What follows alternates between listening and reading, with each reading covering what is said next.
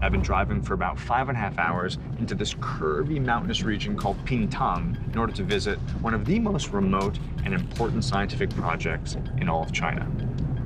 In this episode of How China Works, I explore places never before open to outsiders. That's amazing. This is a huge leap forward for Chinese science. And travel thousands of miles crisscrossing the country to search for the secrets of China's new era of innovation. There's a transition happening. Yeah, definitely. This country turned from the world's manufacturer to their own inventor. Do you know how many nerds you're going to create? With ambitious speed and youthful intensity. It's kind of like a gigantic digital escape. In 2012, China filed over 1.2 million patents, more than any other country in the world. So this thing over here actually might have some technology that came from a mobile phone. This is bananas. There are certain moments when a technology sort of transcends its function and becomes a part of culture. This is not even out in America right now. Yeah. After years of lagging behind, China leaped to the forefront of the internet age. You're changing how people are actually interacting and meeting each other. Yeah, when we look back, it is kind of crazy. And is fast becoming a world leader in science and technology. There's just a sort of point in time when you know you've made it. I'm Danny Forster. That sums it up. I've spent years investigating cultures and countries all over the globe. Doing it. And that's a cow in a merry-go-round, yes. The winner! And I'm here to find out how China works.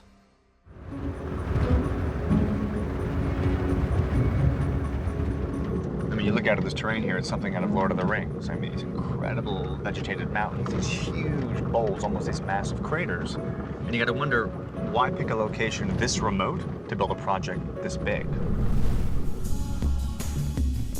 Here in the southwest of China, we are the first ever foreign film crew permitted to record the construction of the most ambitious astronomical instrument in the world.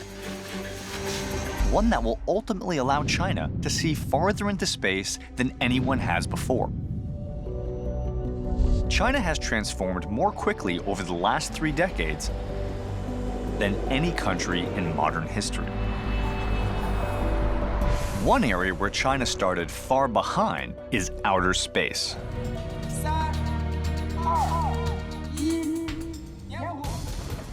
China launched its first manned mission in 2003, 46 years after Sputnik. But with the government's bold investment in science, China is quickly making up for lost time. Case in point, they intend to be the first nation to put a man on Mars. I'm embarking on my own expedition to visit the world's largest radio telescope. Now, a radio telescope may not look like what you think of when you think telescope. It registers radio waves, not light waves. It hears rather than sees. Which means it can detect objects much farther away, unobstructed by visual debris. And the bigger the telescope, the more it can discover.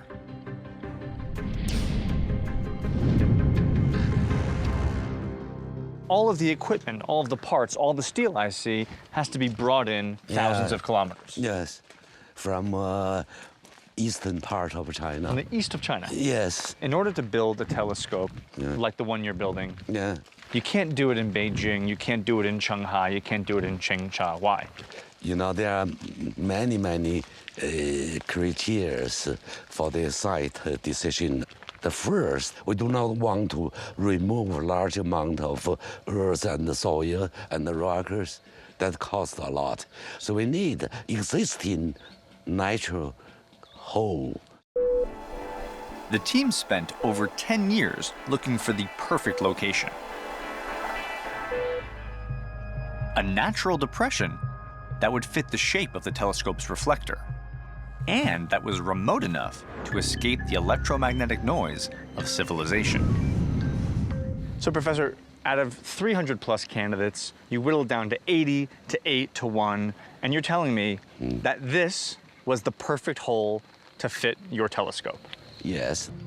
You look at the green, Yeah. the vegetable, and that is the part which is not touched. What I'm looking at right now, this hole Yeah. was not made by a gigantic bomb. You didn't blow up a hole. You didn't dig this thing out. No. Literally, the leftover grass right there represents Yeah. parts you haven't even touched. You are right. So basically, the profile is perfect wrong. Perfect. I mean, you got kind of It's lucky. very wrong. It's very Can we actually get on the telescope? Yeah, of course. Are you afraid of height? I mean, you know, I have my anxiety issues, but I'm prepared to Okay. work through them. Let's go. All right, let's go. Ooh.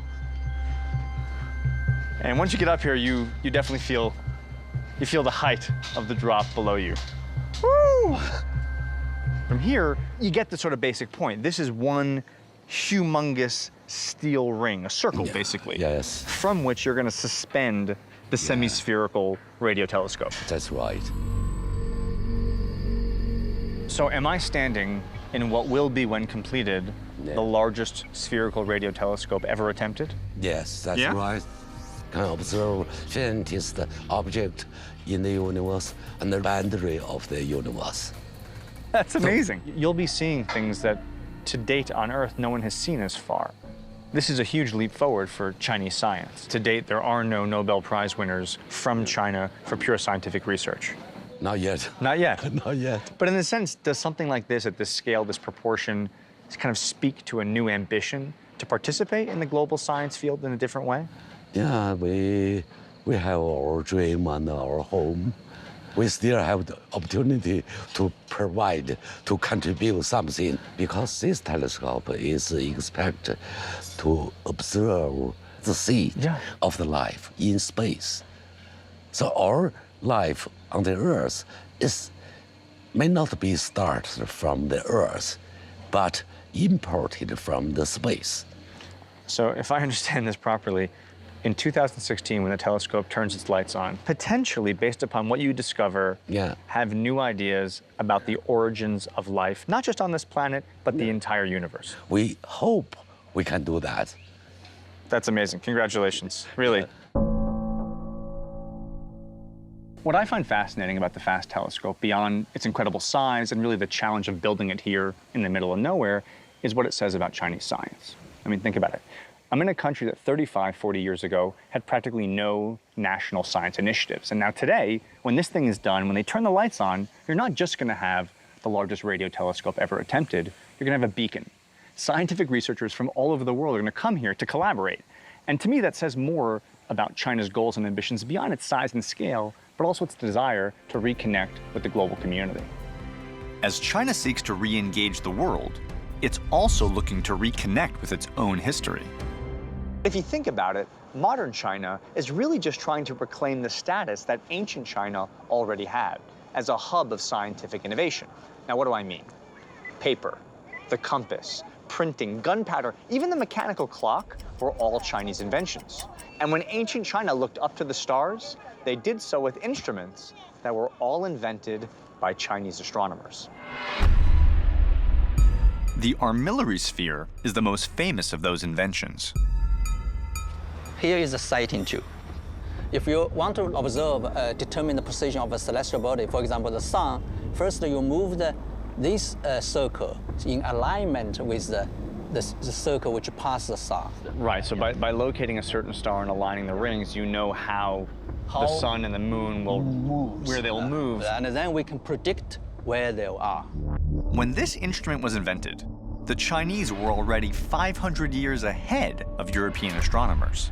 Now, astronomy has had a kind of a uniquely important role in Chinese culture going back millennia. But astronomy was very fundamental in the Chinese society because it symbolized a kind of you are in good harmony with the universe, with the cosmos. Then it's good for the country, for the people, and for the emperor himself. And what about in terms of organizing sort of life or agriculture or the economy at the time as well? Yeah. Very practical things like agriculture, farming, that's all determined by the season. So it's essential for the agricultural society to know the time of the universe, I mean the calendars. But it's fascinating that we find ourselves in a position today where there is now a reinvigoration in that conversation. Yeah, in certain ways they're similar, but we only use different discourses, different languages. Right. The essence is still the same. We want to explore the relationship between man and heaven, our position in the universe. China is retaking the lead in the ancient science of astronomy. Meanwhile, Chinese inventors are racing to claim a brand new frontier: the mobile internet. Today, more than 80% of all Chinese users access the internet using their mobile phones.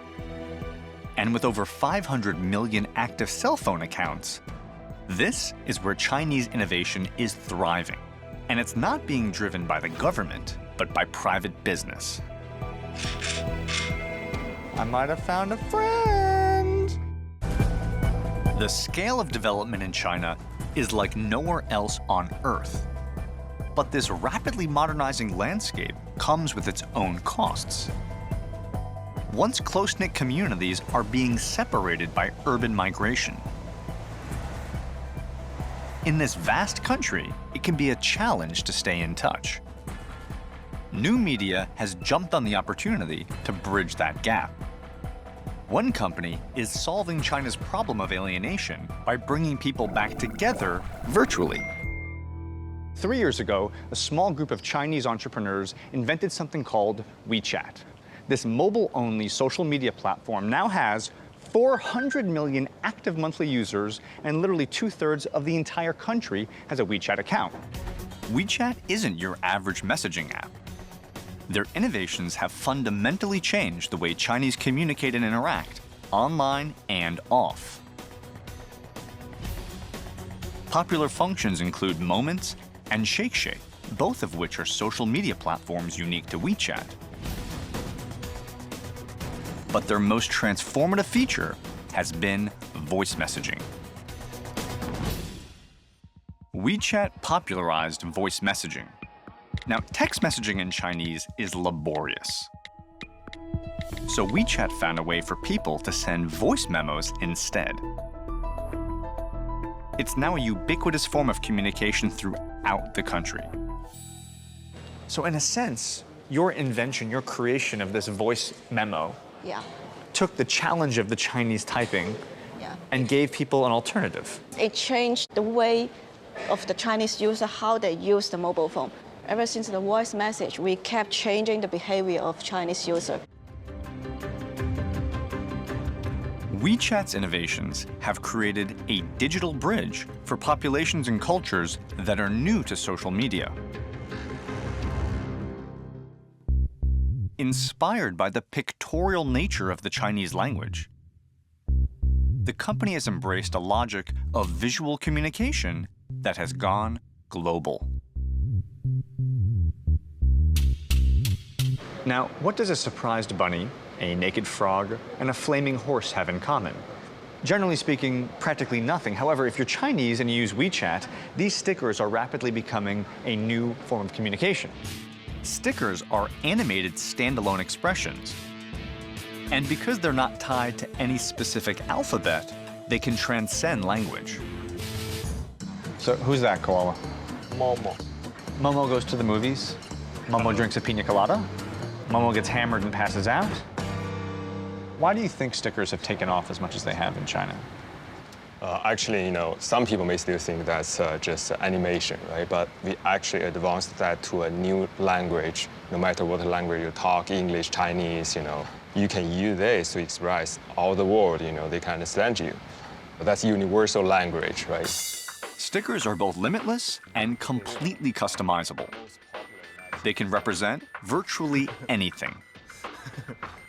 There's just a sort of point in time when you've made it. You've done all you're going to do, and you've sort of achieved that goal, and it's time to retire. And this is that moment for me. I'm an emoticon. For WeChat, the entire country is like a gigantic playground and test lab, where they're able to observe and engage with a rapidly evolving society. Their goal is to continue to invent novel ways for users to connect with one another. More and more people are moving to the big cities from small cities. So they will find very difficulty in meeting new friends, talking to their old friends. Everything in the big city, the life is too difficult for them.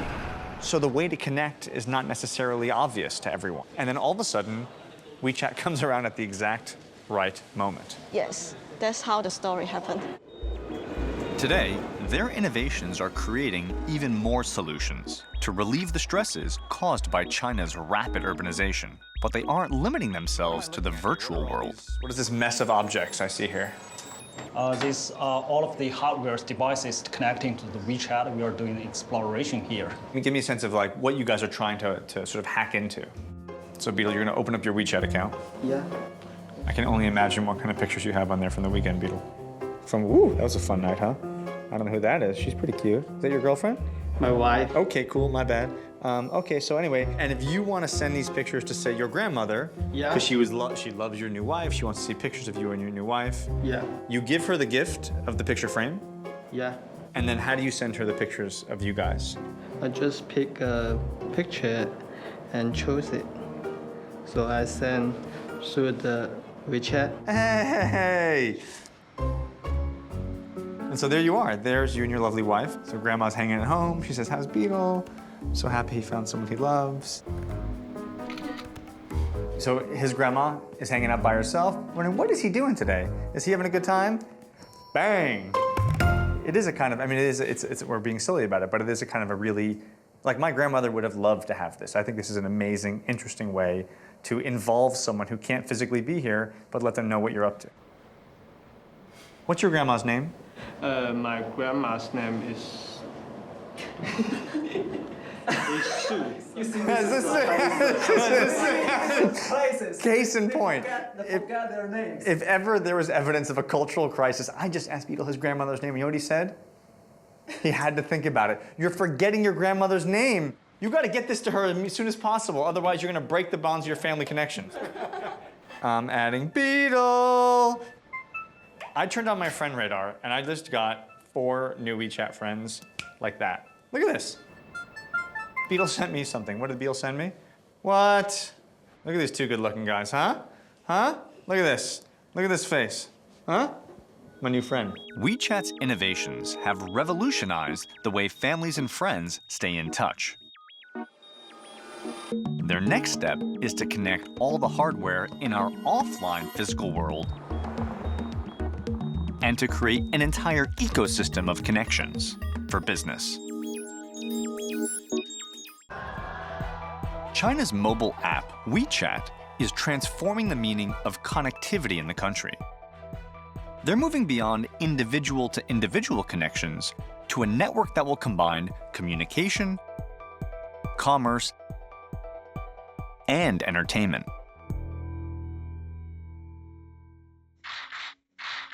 Well, in traditional model, people just sit in sofa and watch TV, just silent, and say nothing and do nothing. And they just receive the information from the TV station. You're interested in actually changing that relationship, making it a 2-way dialogue. Yeah, a contact. A contact. Yeah. WeChat's goal is to give millions of viewers the power to choose. By shaking their phones, they'll be able to vote for their favorite artists on TV, purchase the same clothes an actor is wearing, and even decide what happens next in a TV drama. So in a sense, TV has been giving you the information since you were a kid. Yeah. And now with this, you want to start talking back. Everybody wants to express their ideas. WeChat wants to radically change the way people use mobile phones. To date, their network includes over 5.8 million accounts from a diverse range of industries. Literally 1/5 of all Chinese companies have their own WeChat account. And every day, it's joined by nearly 15,000 new participants. They're using WeChat to manage their businesses and to interact with their customers. Individual users, companies, and media are all connected within an ecosystem in a new interactive way. And they're constantly working to define and refine how new media will shape their lives in the future. Beijing is here. So these are the huge areas, Beijing, Yeah. Shanghai. Beijing, Shanghai, Guangdong. This is tomorrow. Yeah, tomorrow. You know, Alan, it seems to me that there are certain moments when a technology sort of transcends its function and becomes a part of culture. And it seems to me that WeChat has done that. Whether it's the mobile talking or people photographing their food, WeChat has become a part of Chinese culture in just 3 years. What's led to that level of penetration? 第一个方面是说，是由智能手机的这种特点所决定的。那我们会听到很多这样的新东西，比如说摇一摇或者扫一扫。我们将来可能还有别的一些类似这样的一些行为，它就是把手机变成我的一个手的延伸了。随着这一个时间的变化、市场的变化，我们会连接更多的东西进来。我们是一个应该说是一个高度抽象的一个信息的一个中心处理系统，然后把它再分发给需要信息的所有的接收单元，包括人或者企业或者一些物品。You know, WeChat as a case study speaks volumes about how China works. A big idea with massive adoption on a huge scale. Let me put this in perspective. It took Facebook 54 months to get their first 100 million users. Twitter did it in 49 months. Here in China, WeChat got their first 100 million users in just 15 months. But beyond the speed at which it's grown, it's also how it's penetrated society. I mean, if you walk around China, the way people hold their phones, photograph their foods, communicate with their parents, WeChat isn't just impacting the culture, but it's literally beginning to transform it. I'm heading to Dali in the Yunnan province to find out how WeChat's innovations are changing the way that people interact with the world around them. That's me. Now, why are they very excited? Check this out. This will be one of the first ever crowdsourced set lists. By that I mean, before their favorite artist comes on, these guys will shake their phones to vote for the songs that they want to hear. In other words, the crowd is involved in transforming the concert based upon their involvement.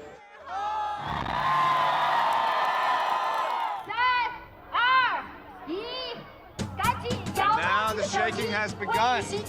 There it is. Come on, number two. Come on, number two. There it is.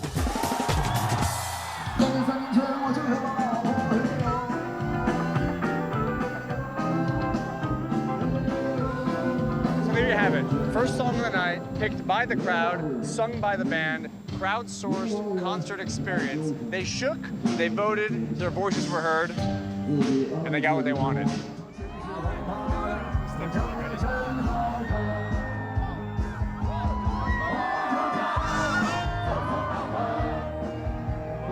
WeChat's concert is emblematic of the remarkable changes happening in China today. This is just not something you would have seen here even 3 years ago. As WeChat's technology evolves, it will continue to influence how we communicate and how we live. And that spirit of homegrown innovation is spreading to individuals as well.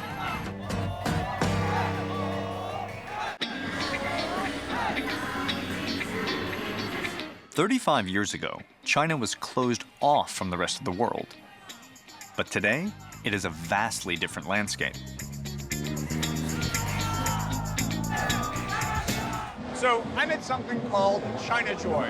This is an annual event that draws over 200,000 gamers to the Shanghai Expo. Now they come here to find out what's hot in video games, mobile technology, and new apps. It's also kind of a chance for big nerds to take their picture with super hot chicks dressed up as their favorite anime characters. And it's pretty weird.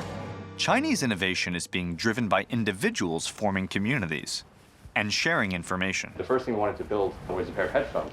We work like regular headphones, but what we really thought was interesting was that idea of just wirelessly sharing music in a spot. We wanted to have that happen anywhere.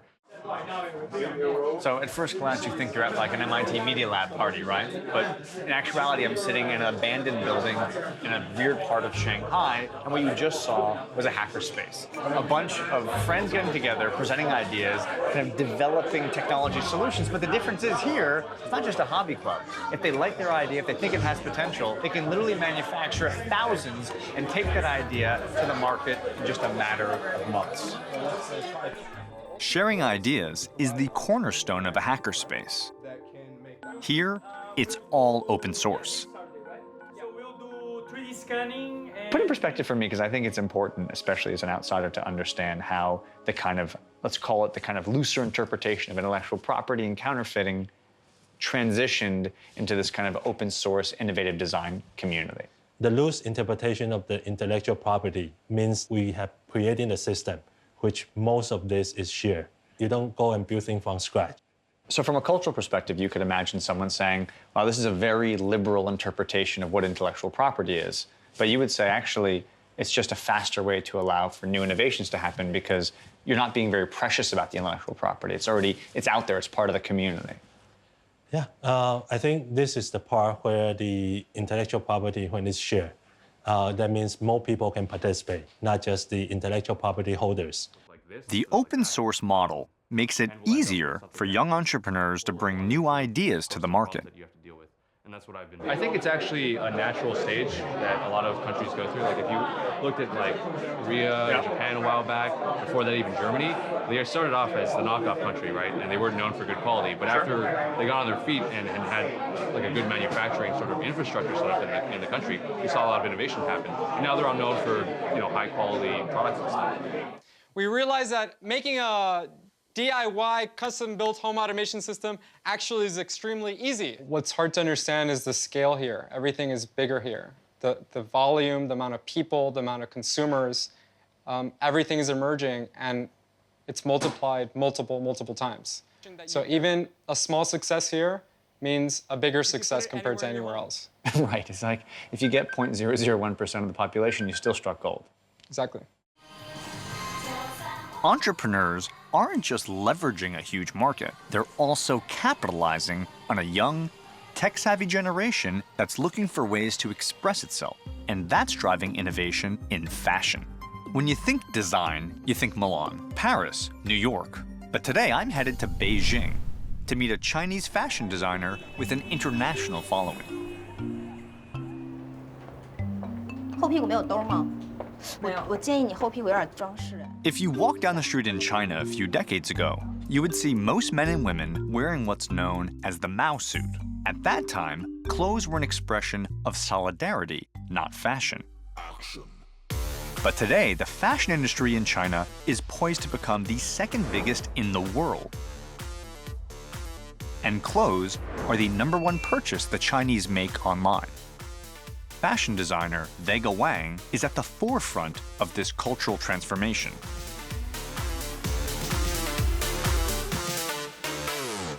You know, in China, we used to say the hunter will shoot the bird who has the head out first. So if you stand out, you easily get shot. You're in trouble. You're in trouble. So you better not stand out. Yeah, you'd better just be average. You better just be harmony, like everybody's same.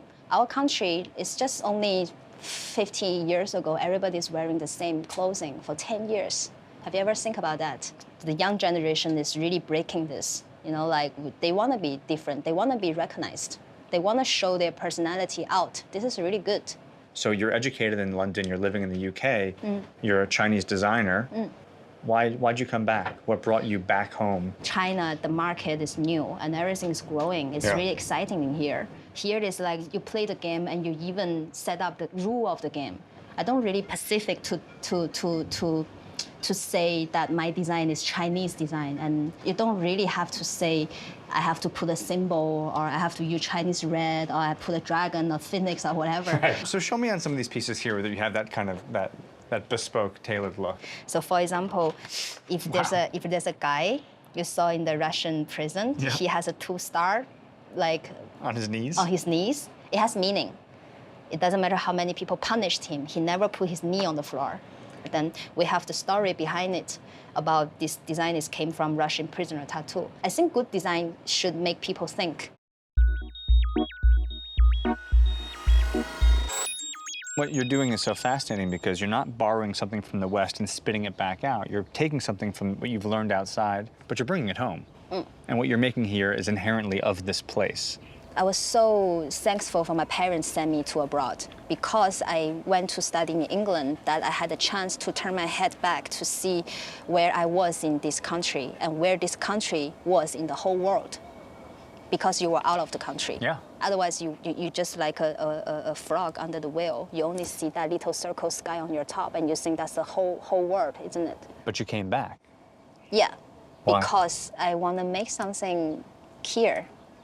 It's like you take the seed from Western, but then you just want to grow the field in here because you want to make something special in here, no?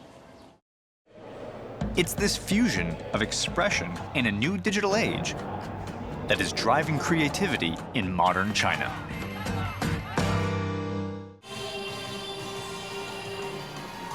What's up, ladies? Get a big one. What's up, China Joy? This massive digital expo in Shanghai is a testament to the growing culture of self-expression happening today in China. So I'm pretty sure those girls are playing characters in a video game that they're pretending to be. And these dudes are really excited about that fact. You like her? Yeah. Who is she? Game. Shoot, like a shooting game. Yeah. Online game. Online. Online game. Have you played it? Yeah. It's good? That's very good. Interesting. Good game. Yeah. Interesting game or interesting girl? Both. Ah, all right, there we go. Technology is giving these kids a platform for expression they never had before.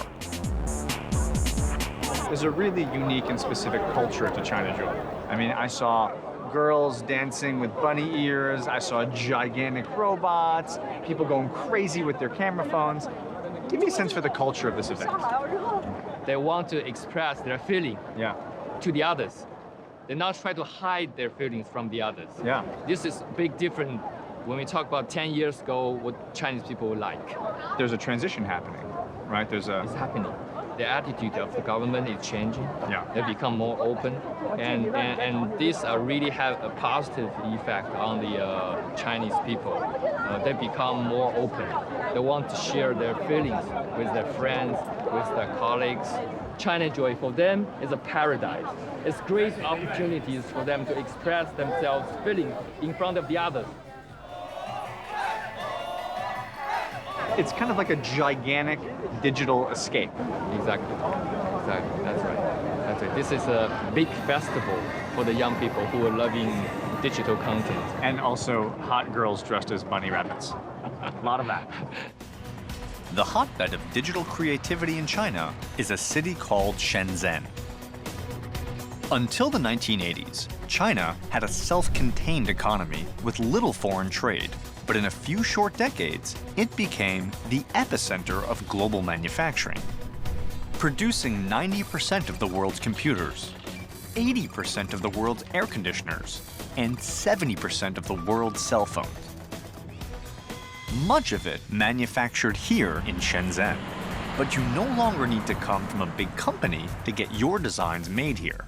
Today, a new spirit of entrepreneurship, coupled with a willingness to share information and an incredible production base, means that innovative products are quickly getting to market. Shenzhen Market is enabling young entrepreneurs to manufacture their designs quickly from a set of standard open source parts. I'm with entrepreneur Eric Pan, who's going to show me how to make my very own customized cell phone, Shenzhen style. These LEDs would be used for what?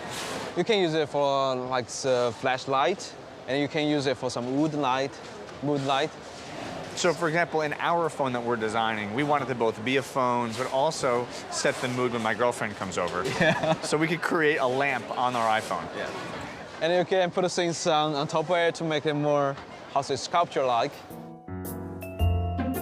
So I just want to be clear, that's a very bright LED that does RGB, so you can do all the colors in the spectrum. And that light right there she's selling is 50 US cents.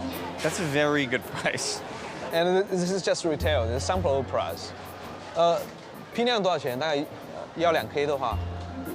要2K，给你最低价。 She's calling the factory? She's calling. So this is actually an amazing example. You're not here shopping to buy 1 or 2 pieces to make like a hobby phone. He's literally asking to buy not 1, but 2,000 and what that price would be, because we're talking about making a phone and also making a phone to distribute. Check it out. Here's the negotiation. Here we go. 2.6. So you got me down from 3.5 to 2.6? Yep. That's amazing. So there you have it. All right, we'll take it. 2,000. Excuse me. Pardon me.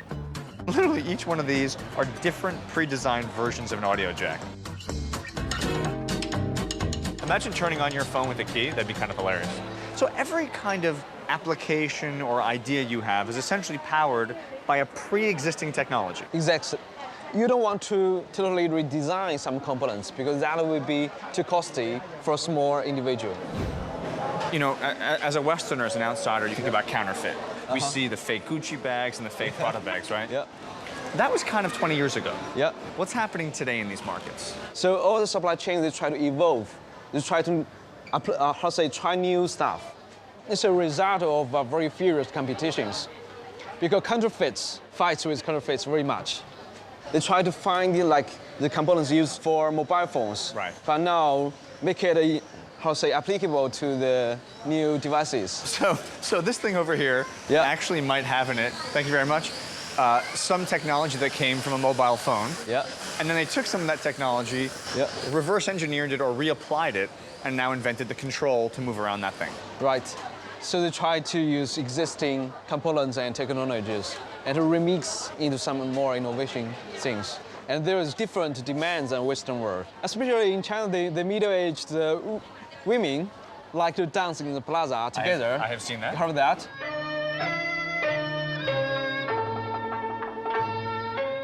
So they need some special loudspeaker mobile phones can play music so they can dance, which is not the demand of a Westerner. I think it is fair to say that middle-aged women in America do not dance in public plazas in the afternoon. But in China, it happens to be a huge thing. So why not? Yeah, why not? Something that supports a market that grew in China for China, and it's very specific to those needs. Exactly. Niche markets. Niche markets. And it's not just about creating prototypes. China's young innovators are moving from the creative fringes into the commercial mainstream. Do you know how many nerds you're going to create? Young entrepreneurs in China are pushing the country beyond making other people's products by inventing and producing their own. So Jason, you're one of the new generation of Chinese innovators. Yeah. You have a Kickstarter-funded company, a incubator-created company, and now you're manufacturing here in China. Our product, MakeBlock, is a robot construction platform that we provide many kinds of mechanical parts, electronic modules, and software for our customers to build many kinds of robots. So if I want to make a robot, instead of starting from scratch, I buy MakeBlock. Yes. And I can make a robot of my own. Yeah. Like this is a XY plotter. This robot can receive the commands and write what you want. Is that like Wally? Wally. Oh, it's Yeah. Wally. Oh. Hey, buddy. Hey. It's okay. Nice to see you too, Wally. Wow. I'm reminded of being a kid with an erector set. Like, you have basically created literally a kit of parts, right? A toolbox with all the individual parts, the mechanics, the software, the hardware, the steel, to build anything I want. I'm a robot lover before, and I want to build robots by myself. But when I try to find the materials to build my own robot, I can't find a satisfied solution for me. So I think this is my problem, and I think this is many people, robot lovers' problem. You didn't have the tools to build what you wanted, so you literally invented the toolkit for kids everywhere. What am I looking at here? So based on our platform, you can build a simple robot like that one, or you can build a complex one like a 3D printer. Really use the 3D printer. You can see the quality is not bad.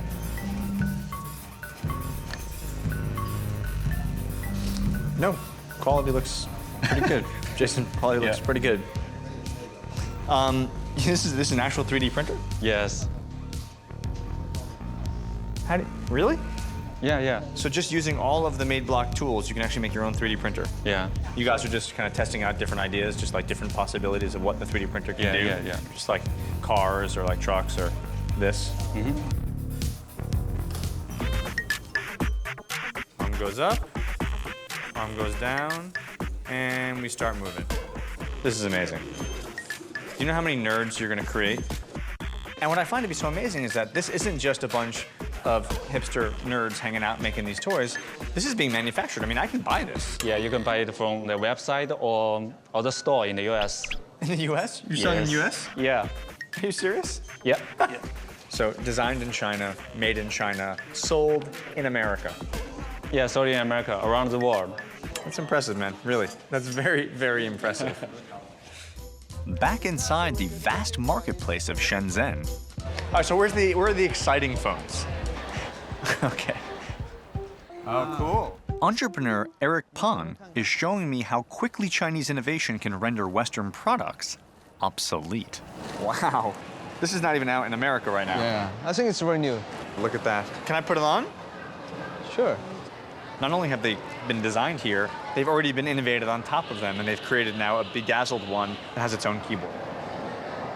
All right, let's make some deals. The money, the last. $850, that's good. It's a good number. You know what's also a good number? Guess a good number is 800. Bang! That's what's for dinner. What do you think? That's what we're doing. Okay. Okay? Okay. We're doing a deal. We're doing a deal. 800 RMB, not just the newest, hottest phone watch there is, the newest, hottest phone watch that's been bedazzled. Woo! Look at that. Micro innovations, open source collaboration, a place that used to be famous for counterfeiting products and making cheap versions of things you'd find elsewhere, are now inventing their own versions of their own products with their own specific Chinese spin. And the best part about it is, I'm taking a piece of it home, right? Bang! I got my new watch! Are you worried it's a little too sparkly for me? Like maybe it's giving off the wrong impression, potentially? Like I'm sending mixed signals with all the jewels? I don't know. So how do they do it? How do they go from made in China to created in China? Here's how the story went. Initially, China was copying the designs of the rest of the world, and yes, oftentimes without permission. But copying became refining, augmenting those designs to fit the niche markets here in China. In just 10 years, China has become one of the nimblest and fastest growing technology sectors in the world. You know, being in China today can feel like a gigantic party. In part a dance party, a bit of a costume party, and sometimes a birthday party for a bunch of 12-year-old boys. But there's a palpable joy here as China embraces new technologies and the possibilities that it creates. But to put that in context, if you think about it, not that long ago, China fell way behind the rest of the world in terms of innovation. Think about it. They barely had a science program, limited internet access, and while they could manufacture a lot of stuff, they were not really good at inventing it. But having been here, we all know now, times they haven't changed. You have an ambitious government program that is leapfrogging China to the forefront of scientific research. You have the internet age exploding here, with China inventing new technologies that are very much their own. And entrepreneurs and inventors are creating products so quickly, they don't even have time to patent them before they hit the market. So I can tell you, China used to make other people's products, but today, they are making their own.